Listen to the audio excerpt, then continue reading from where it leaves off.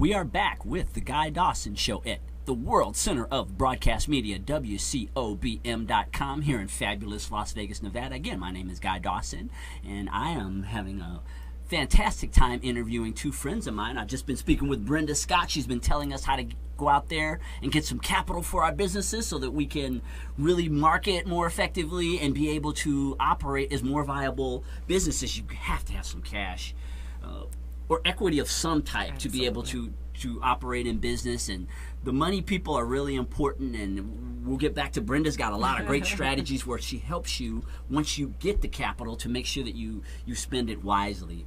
I wanted to take a few minutes to speak with my friend John Lundell. John's into the color code, and maybe we'll start out with the color code. Okay, John. that sounds good.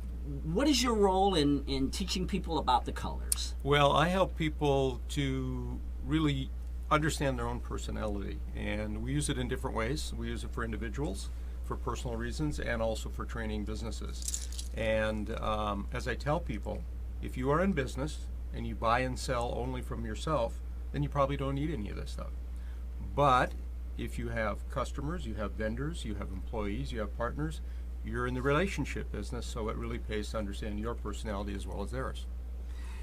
And I was talking about colors, and maybe you would give a short description of the colors and what they represent.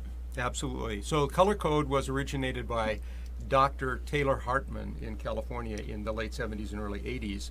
And it's a personality theory, a personality model, and the crux of it is that we all have an innate personality. And essentially, you know, we are born with it. And we have life experiences and so forth that add to the differences and the nuances of our personal behaviors, but underneath it, you know, Guy is still the same guy that he was when he was 7 years old, and so is John. That's the basics of it. And the primary concept is that we all have a driving core motive, and colors are used as a metaphor. So, for example, there are 4 colors, and the first one is red, and the red personality is motivated by power. Second is blue. The blue personality is motivated by intimacy, meaning getting into things in a deep and meaningful way. The third personality is a white personality, motivated by peace and tranquility. And the fourth is yellow, motivated by fun and enthusiasm. And so most people will test out with a primary and a secondary color. And so we take a look at the primary first, of course, but the secondary does factor in. Occasionally somebody will be a purist and there'll be just one color. But again, the concept is the driving core motive underneath it, which is different than some of the other personality theories that focus more so on behavior. This focuses on the motive, essentially the why underneath it. I read that book about 10 years ago, and I just thought it was just so fascinating to be able to relate with people based on their color. And what all my life I've been going around treating everyone like they were the same. You just assume that people think the way that you do, right? So I'm a very, very high yellow. Enthusiasm, fun. I've always had that personality. And so I just assume that everyone else out there ought to be acting exactly like that. And that is the furthest thing in the world from the truth. And how the color code has helped me is in being able to adapt to other people's colors and relate to them. Brenda, do you know what color you are in the color code? Red. You're a red. Well, we know you're wearing red. I can dig it. Brenda, you are a red. I am a red. I would like to think so anyway. I'm going to have to check with John and see exactly what's my color, my primary and then secondary color. But I was told years ago when I first started my career that I was a red. Not really knowing that. I was like, ooh, well, you know, but you never know. You never know. I think don't you really have some of the characteristics of all colors? I mean, well, you do on a behavior side. Okay. So that's what the behaviors that we learn and the experiences we have in our life. Yeah, of course. But at the end of the day, underneath it, we are all, you know, essentially something. Okay. And the idea is first to discover that, what that core color is. And, you know, like if I'm working with salespeople, many times it's, hey, skip me, tell me about everybody else, right? I want to know how to influence other people. I said, I understand where you're coming from, but we always start with you, you know, because you have a personality and other people are reacting to you, even though you might want to ignore that and quickly jump to the others. We start with you, discover what you are, and usually that is a lot of oh wows happen. You know, people get excited about that. They discover things about themselves. And most typically what will happen is once they go through the basics of the color code, family members come to mind. Oh, my goodness, my brother. Oh, golly, now I see it. You know, where was this 20 years ago? That kind of thing. So, you know, we start with ourselves, we discover what we are, and we come with strengths and limitations built in.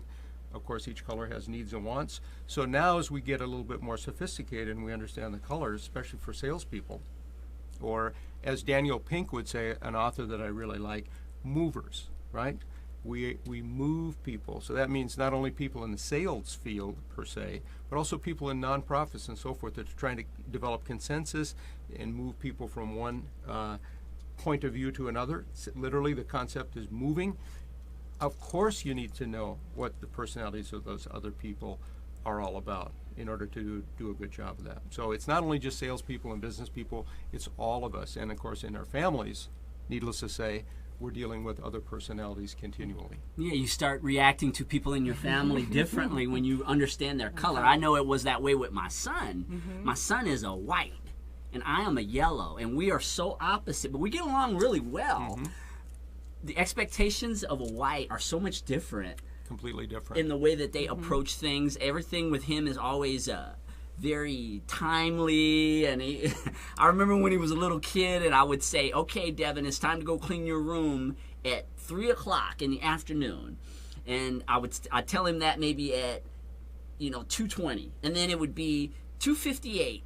And I would say, okay, Devin, it's time to go clean your room. And he would say, no, it's not 3 o'clock, it is 2:58 because they're analytical. And for me, I'm a yellow, we round everything up. And so just little things like that. So I'm not annoyed by him when he relates to me that way now because I understand his personality. Well, indeed, and yellow personalities and blue personalities communicate better innately on an emotional level.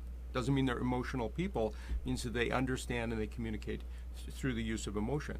Whereas red personalities and whites, more so than not, will use logic.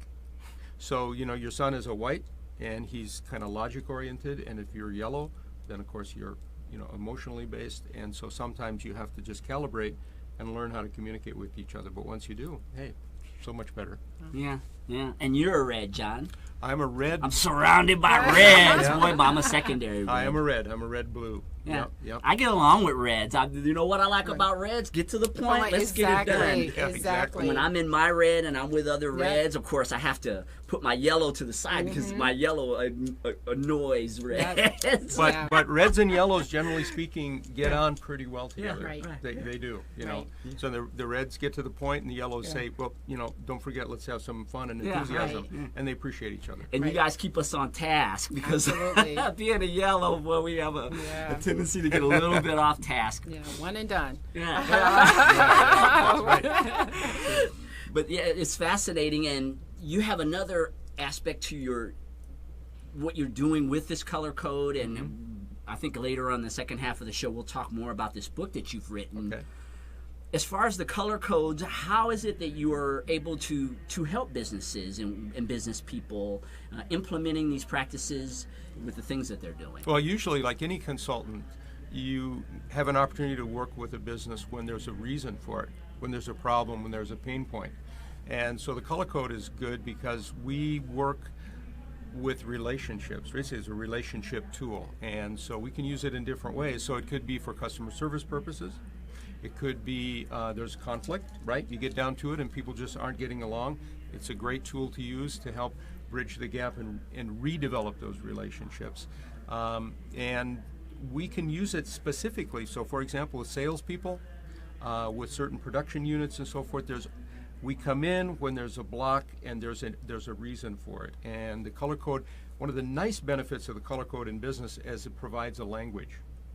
So, typically, in short, when you are working in a business, usually the language of the day is the language of the supervisor, the boss, or the owner, which is fine, but sometimes that doesn't necessarily foster communication. So the color code brings in its own language and everybody uses it in the same way. We'll talk more about the color code and also capitalization with Brenda Scott after we take a short commercial break. See you in a few minutes with more of The Guy Dawson Show.